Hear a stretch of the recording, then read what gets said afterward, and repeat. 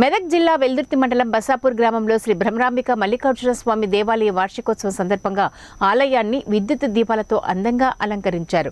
దేవాలయ 46వ వార్షికోత్సవాన్ని పురస్కరించుకుని ఈ నెల 13 నుండి 15 వరకు ప్రత్యేక పూజా కార్యక్రమాలు నిర్వహిస్తామని ఆలయ నిర్వాహకులు తెలిపారు. భక్తులు పెద్ద ఎత్తున వార్షికోత్సవ వేడుకల్లో పాల్గొని స్వామివారి కృపకు పాత్రలు కావాలని సూచించారు.